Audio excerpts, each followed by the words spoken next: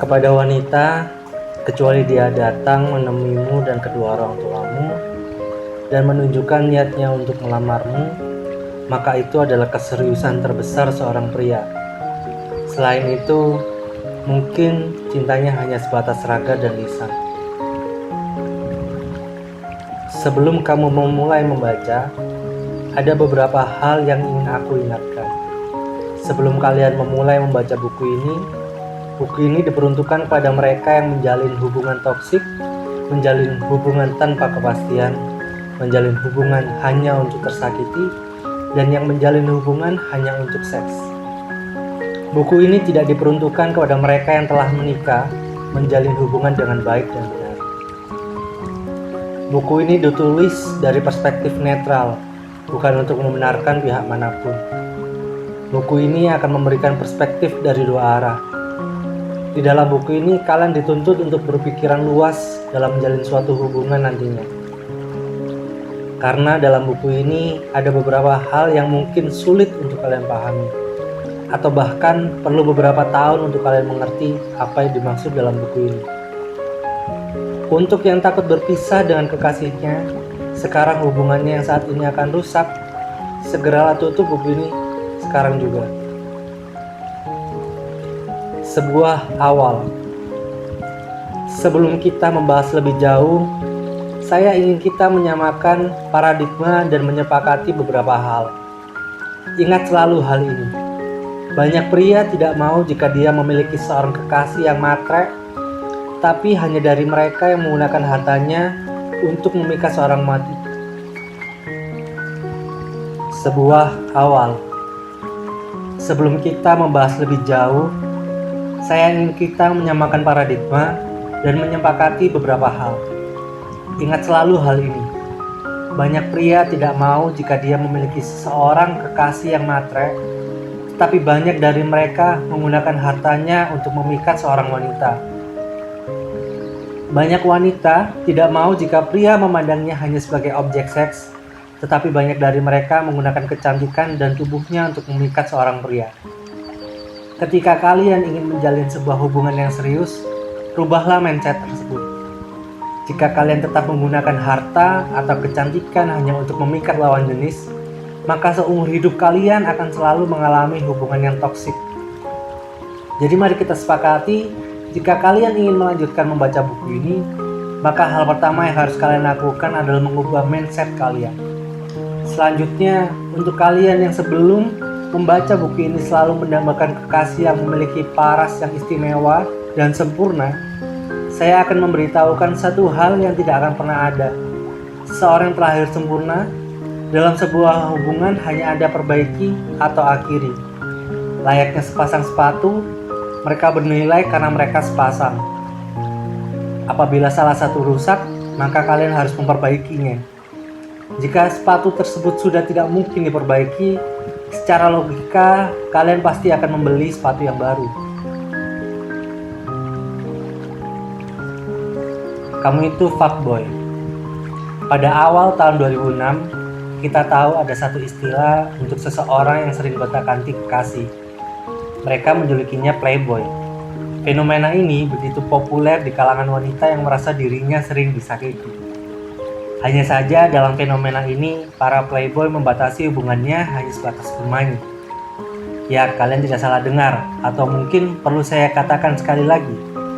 Para playboy hanya sebatas bermain. Mereka paham akan batasan hubungannya. Karena itu, jika kita perhatikan banyak mantan dari playboy ini, masih menjaga hubungan mereka walau hanya sebatas teman atau orang yang pernah kenal. Pada tahun 2019 lalu, muncul istilah baru yang menggantikan playboy. Fenomena ini yang terjadi di kalangan wanita yang hati dan raganya sudah tidak lagi utuh itu, mereka menyebut cowok yang hanya menikmati hasil dari hubungan tersebut sebagai fuckboy. Lalu apa bedanya dengan playboy? Seorang playboy tahu mana batasan bermain mereka, sedangkan seorang fuckboy tidak. Mereka hanya ingin menikmati setiap detail kesenangan dari hubungan itu. Mereka menikmati setiap prestasi yang berhasil dia dapat dari membangun hubungan tersebut. Untuk seorang fuckboy, Mungkin menurut mereka prestasi yang terbaik saat menjalin hubungan tersebut ialah ketika dirinya mampu membuat kekasihnya memberikan segalanya, bahkan raganya untuk sang fuckboy. Walau sang wanita pun mungkin juga sadar bahwa hubungan yang dia lakukan saat itu belum tentu berakhir di sebuah pernikahan. Kepada wanita, jangan dengan mudahnya memberikan label kepada setiap pria bahwa mereka sama halnya dengan seorang fuckboy. Biar saya jelaskan kepada kalian satu hal. Tidak semua pria menyukai prestasi buruk tersebut. Tidak semua pria menyukai dirinya dipanggil dengan sebutan fuckboy. Apakah pria yang memiliki mantan dengan jumlah yang banyak akan kalian berikan juga label seperti itu? Bagaimana jika pria yang memiliki mantan yang banyak tersebut justru orang yang ditinggalkan oleh kekasihnya? Ingatlah hal yang kita sepakati di awal tadi. Sebelum kalian memberikan sebuah label kepada seseorang, apakah itu sepenuhnya salah seorang pria? Ataukah ada faktor lain yang mempengaruhinya? Kalau saya diharuskan untuk menjelaskan lebih rinci bagaimana seorang fuckboy itu, saya akan berikan analogi untuk kalian pahami. Jika saya menyuruh kalian untuk membedakan hari Senin minggu pertama bulan Januari dengan hari Senin minggu pertama bulan Februari, apakah kalian dengan pasti mau menjawab pertanyaan tersebut? Sama halnya dengan analogi tersebut, sifat seorang pria, apalagi seorang fuckboy, tidak akan pernah mampu dideteksi sebelum kalian menjalani hubungan tersebut. Karena seorang fuckboy bukan terlahir sebelum menjalin hubungan, tetapi saat kalian menjalin hubungan tersebut. Ketika kalian menjalani sebuah hari, kalian tidak pernah tahu atau menduga hingga kalian menjalaninya. Apakah hari tersebut akan menjadi hari yang buruk atau hari yang baik?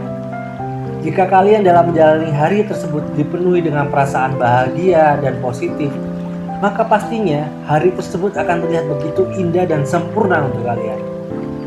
Tapi jika dalam menjalani banyak faktor yang membuat hari tersebut dipenuhi dengan hal negatif, maka hari tersebut bisa saja menjadi hari terburuk seumur hidup kalian. Sama dengan menjalin sebuah hubungan, kalian tidak akan mengetahui bagaimana hubungan tersebut akan berakhir kecuali kalian menjalani hubungan itu secara langsung. Saya berniat menuliskan semua hal yang menjadi keluh dan peluh dari sebuah fenomena hubungan saat ini, karena ada sebuah perbedaan yang mendasar dan memberikan sebuah impact yang besar dari pria playboy atau fuckboy dengan pria berkualitas sebenarnya yang banyak dicari seorang wanita. Jika kalian masih berniat untuk melanjutkan membaca buku ini, saya hanya ingin meminta kalian untuk membuka pikiran kalian seluas mungkin. Fenomena fuckboy wannabe. Saya akan sedikit menceritakan pengalaman saya dulu. Ketika saya masih seorang yang cupu dalam hal romansa, masih begitu alim untuk mengenal apa itu percintaan. Saya sempat dekat dengan seorang wanita. Saya sempat mendekati seorang wanita yang sudah memiliki kekasih, tetapi kekasihnya ini punya sifat yang kasar, suka main tangan, cemburuan, dan posesif akut. Ketika saya mendekati wanita tersebut, terlihat bahwa wanita itu seperti sudah menahan perasaan untuk segera memutuskan hubungan dengan kekasihnya. Ketika saya memulai untuk pendekatan dengan dia, saya merasa bahwa percakapan kita begitu cocok untuk satu sama lain. Dan saya juga merasa bahwa wanita tersebut juga merasa nyaman dengan saya. Akhirnya kami pun mulai dekat, tetapi di sana saya menyadari bahwa wanita tersebut tetap saja tidak ingin untuk mengakhiri hubungannya dengan kekasihnya saat itu. Sampai suatu ketika, si kekasih ini mengetahui kedekatan saya dengan wanitanya. Si kekasihnya ini mendatangi saya dan berusaha untuk mengintimidasi saya agar tidak mendekati wanitanya. Singkat cerita, pada intinya wanita tersebut tetap tidak mau untuk memutuskan hubungan dengan kekasihnya. Dan saya pun terpaksa mundur dengan hati yang hancur dan pilu. Setelah kejadian tersebut, saya menyempatkan diri untuk berpikir, kenapa wanita tersebut tetap tidak mau memutuskan hubungan dengan kekasihnya. Padahal dia tahu bahwa kekasihnya adalah orang yang kasar, suka main tangan, cemburuan, dan posesif. Kenapa wanita tidak mau memilih cowok yang baik, tulus, dan alim yang tidak akan menyakiti hatinya? Saya yakin tidak sedikit pria yang mengalami hal seperti saya. Yang pada akhirnya, hal itulah yang memunculkan suatu fenomena fuckboy wannabe. Para pria yang alim, baik, dan tulus ini melihat dirinya harus berubah menjadi seorang fuckboy karena masih belum mengetahui apa yang sebenarnya diinginkan oleh seorang wanita. Pria yang awalnya tidak merokok menjadi perokok, yang awalnya menghargai cewek menjadi tidak menghargai mereka sama sekali. Karena mereka berpikir setelah melihat para fuckboy tersebut, wanita lebih memilih untuk menjalin dengan pria yang seperti itu dan bukan menjalin hubungan dengan pria yang alim, baik, dan tulus. Mereka berpikir lebih baik menjadi pria yang jahat, lebih baik menjadi pria yang tidak menghargai wanita, agar banyak wanita menyukainya. Di beberapa topik yang ada dalam buku ini, nantinya saya akan membahas tentang pola pikir pada wanita dan pola pikir pada seorang pria. Wanita dan pria yang terlalu baik. Apakah kamu pernah berpikir bahwa seseorang yang terlalu baik dan menggunakan kepribadiannya yang jujur, perhatian kepada seorang wanita hanya akan berakhir pada suatu kegagalan hubungan romansa? Saya berani memastikan bahwa ada berbagai macam akhir yang menunggu pria baik tersebut, dimulai dari berakhirnya sebagai teman, atau berakhir hanya sebagai kakak adian, atau berakhir dengan ketakutan sang wanita yang tidak bisa menjalin pertemanan dengan pria tersebut apabila dia putus ketika berpacaran. Yang pada intinya, sang wanita tidak ingin menjalin hubungan romansa dengan pria tersebut karena dirinya terlalu baik. Dan saya rasa itu merupakan hal yang wajar karena ketika kamu menawarkan hal-hal baik tersebut, kamu menawarkan dengan cara yang terlalu murahan dan tidak menarik.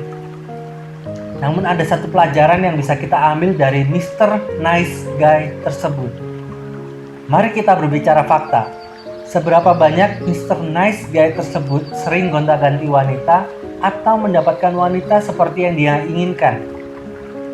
Dengan seorang Mr. Bad Guy yang mampu dengan sendirinya menarik hati para wanita. Saya tidak menyarankan kamu untuk mengubah penampilanmu seperti seorang berandalan dengan jaket jeans dan celana yang dipenuhi dengan rantai, diikuti dengan sobekan seperti seorang anggota geng motor. Yang saya coba ingin jelaskan adalah jangan sampai kamu terperangkap menjadi teman baik sang wanita. Saya pernah mendengar suatu ungkapan dalam psikologi, yaitu untuk mendapatkan sebuah kepastian, berikanlah sebuah ketidakpastian. Seperti yang kita tahu, manusia memiliki sifat yang cenderung merasa menyesal ketika dia sudah kehilangan apa yang berharga bagi dirinya. Sama halnya ketika kamu menjadi seorang Mr. Nice Guy terhadap seorang wanita yang kamu sukai, maka hal itu sudah mengisyaratkan dengan pasti bahwa Mr. Nice Guy tersebut tertarik dengannya dan terlihat bahwa Mr. Nice Guy tersebut rela memberikan apapun untuknya, termasuk hatinya. Kamu tidak berusaha untuk membuat sang wanita merasa penasaran dengan dirimu ataupun duniamu. Karena kamu sudah membuat satu jalan tol yang lurus dan mudah dibaca dengan terus hadir dalam kehidupannya, kapanpun yang dia minta. Karena itu tidak heran jika wanita lebih memilih untuk pacaran dengan pria yang mungkin jarang sekali menghabiskan waktunya untuk menemani wanita tersebut. Hal ini membuat kamu berpikir alasan kenapa sang wanita lebih memilih pria seperti itu yang tidak pernah ada untuknya atau menghabiskan waktu bersamanya atau yang tidak pernah menanyakan kabarnya. Jawaban dari hal itu sebenarnya cukup sederhana, dengan tidak menjadi Mr. Nice Guy yang melakukan hal-hal spesial kepada dirinya. Wanita selalu jatuh cinta dengan pria yang salah. Kenapa bagi seorang wanita, mereka merasa lebih mudah tertarik dengan karakter pria yang brengsek dan berandalan walaupun mereka tahu pria tersebut tidak memperlakukan mereka dengan baik. Bahkan sistem sosial sudah seperti mengizinkan hal tersebut secara implisit. Kaum pria dituntun menjadi kaum yang selalu disalahkan, sedangkan kaum wanita memberikan tabu atas pertanyaan semacam itu. Ditambah para wanita pasti akan menyangkal jika kita bertanya pada mereka dengan segala alasan yang ada di benak logikanya. Enggannya lingkungan sekitarmu untuk membicarakan hal tersebut sudah menjadi sebuah bukti nyata. Belum lagi kaum wanita yang lebih memilih untuk tutup mulut terhadap masalah tersebut. Fenomena nyata yang sering terjadi tersebut sudah menjadi sebuah bukti autentik. Karena jika banyak pria brengsek yang mengerti dengan jawaban atas permasalahan tersebut, akan menjadi sebuah problematika menakutkan di mana akan ada banyak pria yang mengambil kesempatan dan keuntungan. Nilai krusial terkandung pada jawaban atas pertanyaan tersebut, di mana bisa memperparah posisi dan kondisi perempuan dalam masyarakat. Tetapi, di tangan seorang pria yang bertanggung jawab, jawaban tersebut justru membuka tingkat penerimaan dan kesadaran. Karena jawaban tersebut mampu membuat seorang pria memahami dunia wanita. Saya yakin Anda banyak sekali di setiap sudut dunia ini, seorang pria yang duduk sendirian berharap mereka dapat menjalani sebuah hubungan dengan wanita yang diimpikannya apabila mereka diberikan kesempatan yang sama dengan pria brengsek di luar sana.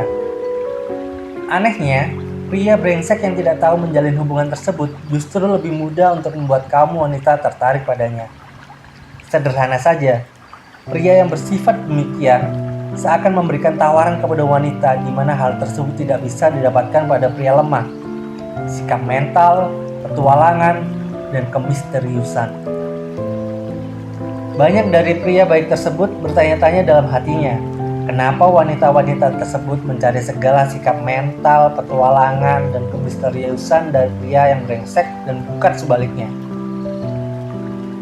Coba sebentar kamu imajinasikan bagaimana perasaan seorang wanita yang selalu dikelilingi pria sok romantis, di mana pria tersebut berkompetisi memamerkan sosok calon pacar idaman untuk sang wanita dengan selalu memberikan perhatian setiap waktu.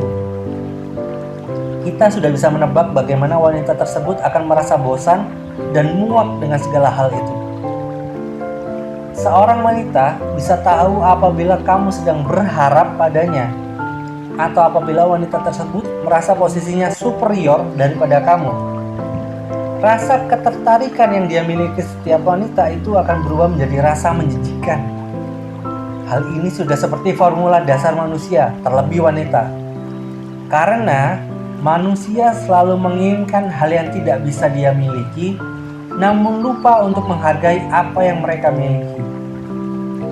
Wanita yang tertarik dengan pria brengsek tersebut pasti akan merasa gejolak jiwanya berdesir dan merasa tertantang untuk menjalin sebuah hubungan dengan pria seperti itu. Dari sudut pandangmu, mungkin mereka hanya pria brengsek, tapi dari sudut pandang wanita, mereka bukanlah pria yang membosankan, murahan, dan para wanita itu merasa harus berada dalam semua sensasi petualangan. Dan para wanita itu merasa harus berada dalam semua sensasi petualangan tersebut. Bobot peranan yang tidak merata mempengaruhi sistem emosional dan logika pada seorang wanita. Sebuah emosi dengan dorongan intuisi lebih sering dipercaya daripada hal yang logis. Bagi seorang wanita, peranan logika hanya sebagai sebuah sistem untuk bersikap bodoh amat. Sistem emosi dan logika seorang wanita sudah seperti berdiri secara independen, dan seringkali kedua sistem tersebut bertabrakan satu sama lain. Bila terjadi benturan, wanita akan cenderung lebih berpihak pada emosi dan intuisi mereka, seolah berkata pada sistem logikanya bahwa dia sudah tahu akan semua hal itu, dan dilanjutkan dengan melogiskan hal yang dikatakan oleh emosi dan intuisinya. Ketertarikan secara emosional akan dirasakan oleh kaum wanita ketika bertemu dengan pria brengsek itu. Karena alasan yang sudah saya jelaskan di atas, mereka tidak sadar dengan bahayanya menjalin sebuah hubungan dengan pria brengsek seperti itu. Secara logika, mereka sadar secara sepenuhnya, namun kembali lagi, emosi dan intuisi mereka seakan membuat kobaran api ketertarikan tersebut justru semakin besar. Sebelum seorang wanita memutuskan untuk menjalin hubungan dengan pria seperti itu, saya yakin mereka akan menyusun dan menata segala macam logika, empati, naluri, dan fantasi mereka untuk meyakinkan diri mereka bahwa pria itu bukanlah pria brengsek. Seorang wanita memiliki logika seperti ini. Bagi seorang wanita, seorang pria yang dari luar terlihat brengsek dan kasar tersebut jauh di dalam dirinya sebenarnya seorang pria yang baik. Hal-hal yang telah disusun wanita itulah yang membuat bayangan bahwa pria brengsek itu hanya pria yang salah dimengerti oleh masyarakat, Dan fantasi itulah yang membuat para wanita merasa harus membuat pria brengsek tersebut menjadi pria yang lebih baik setelah menjalin hubungan dengannya. Dan pada akhirnya, sang wanita berharap si pria akan terbang dan terbuai dengan wanita spesial yang selalu setia, berkorban dan memahaminya ke dalam sebuah kemistikusan dan adorasi cinta. Ketika dulu seorang masih berlabel berandalan, norak dianggap tidak berguna dan salah dimengertikan oleh semua orang. Dari ribuan wanita, itu merupakan hasrat terpendam yang secara nyata diidam-idamkan oleh mereka. Walau rasanya terdengar konyol ketika mendengarnya, kalau bukan karena insting dasar dan naluri wanita. Saya juga menemukan fakta yang menarik ketika bertanya ke beberapa wanita tentang apa yang ada di benak pikiran mereka ketika saya menyebutkan kata cinta. Dan hasilnya sangat mengejutkan. Hampir dari mereka semua menjawab pengorbanan. Tapi sebaliknya, ketika saya melemparkan pertanyaan yang sama ke beberapa pria, hampir tidak ada kata tersebut muncul sebagai jawaban pertama mereka.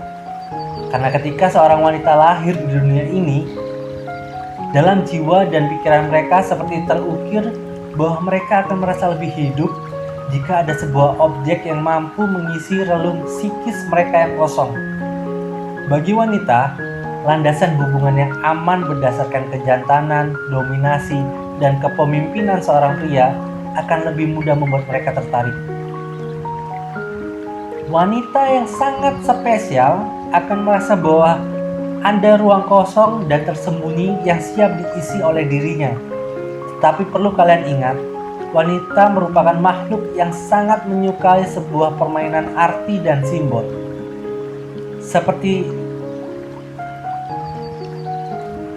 Itulah kenapa mereka mampu mengimajinasikan hal tersebut dengan sedemikian rupa. Wanita bukan ingin diperlakukan spesial, tapi merasa spesial. Banyak pria yang tidak mengerti makna tersebut. Para pria berpikir dengan memberikan segala bentuk perhatian, dari matahari terbit hingga munculnya bulan purnama, bisa dengan mudahnya membuat para wanita tersebut jatuh hati pada mereka. Ini bukan tentang hal spesial apa yang kamu lakukan untuknya, tapi ini tentang siapa yang membuat mereka merasa. Ini bukan tentang hal spesial apa yang kamu lakukan untuknya, tapi ini tentang siapa yang membuatnya merasa spesial.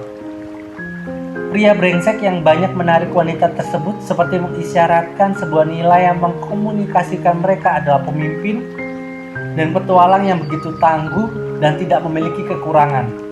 Karena sang wanita merasa bahwa hanya dialah yang mampu memahami mereka dan wanita lain tidak pahami, sehingga mereka merasa sebagai wanita yang spesial. Mari saya ceritakan satu kisah. Saya pernah mempunyai seorang teman wanita yang menjalin sebuah hubungan dengan pria yang brengsek, bangsat, dan kalian bisa sebutkan semua sumpah serapa yang bisa kalian ucapkan untuk pria tersebut. Saya yakin banyak pria yang bisa ditemukan oleh teman saya tersebut yang ribuan kali lebih baik daripada kekasihnya. Saat itu saya berpikir seperti itu. Saya berpikir seperti itu karena saya melihat bahwa pria yang menjadi kekasihnya saat itu adalah pria yang masih bersifat kekanak-kanakan. Bukan hanya itu, saya juga berpikir bahwa saat itu teman saya sedang menjalankan sebuah hubungan yang berbahaya dan juga mengancam nyawanya. Saat itu sudah lama saya tidak melakukan kontak dengan teman saya tersebut, tetapi di terakhir kali kami bertemu, saya menyempatkan untuk bertanya ke teman saya apakah kekasihnya mengetahui kondisinya saat itu. Di dalam suaranya terdengar lirih dan menahan sesuatu, dia menjawab, dia terlalu baik untuk tahu semua itu. Gak apa-apa, biar aku sendiri aja yang mengandung. Dia terlalu baik untuk tahu semua itu. Gak apa-apa, biar aku sendiri saja yang menanggungnya. Lagi pula waktuku juga tidak lama. Aku ingin menikmati semua waktuku dengan dia. Itu adalah kata-kata dari seorang wanita yang mengalami berbagai emotional disaster dan mental abuse karena korban toxic relationship game di sepanjang hubungan mereka. Seorang wanita yang masih begitu muda, menarik, pintar, dan harus menangis setiap hari karena melihat kekasihnya. Dan harus menangis setiap saat karena kekasihnya. Saat itu saya bisa mengatakan bahwa setiap wanita mampu bertahan walau setoksik apapun hubungan yang wanita itu jalani. Mereka akan tetap berusaha bertahan karena seperti ada semacam reaksi kimia dari kejantanan, dominasi, dan kepemimpinan pria yang membuat mereka seakan tidak bisa berhenti. Memang, pria bajingan seperti itu memiliki perbedaan yang sangat tipis dengan seorang pria berkualitas yang memiliki nilai orisinalitas, independensi watak yang bernilai tinggi. Sulit untuk seseorang wanita untuk memilah nilai tersebut. Mereka pun sulit untuk membedakan pria yang bernilai tinggi tersebut dengan seorang pria kurang percaya diri yang bersembunyi di balik topeng sok macho, kasar, dan dominan tersebut. Diperparah dengan sekalipun mereka tahu bahwa pria yang saat itu diidamkannya adalah seorang pria yang brengsek, seorang wanita tidak akan bisa memadamkan kobaran api ketertarikan dalam dirinya. Sebuah candu yang kompleks dan mengerikan yang membuat seorang wanita rela menunggu dan berkorban hanya untuk sebuah kristal berharga dari lagak pria yang brengsek tersebut. Ironisnya, yang tergeletak kesepian, merana dalam kesendirian adalah pria baik dan tulus yang seharusnya mampu memberikan hubungan yang baik dan sehat. Walaupun seandainya para pria baik itu pada akhirnya menemukan wanitanya, biasanya itu adalah hasil sisa dari pria brengsek tadi. Wanita yang sudah kesusahan dan sangat insecure karena hati mereka yang sudah lelah dan terluka akibat traumatik dari keluguan mereka ketika berhubungan dengan pria brengsek.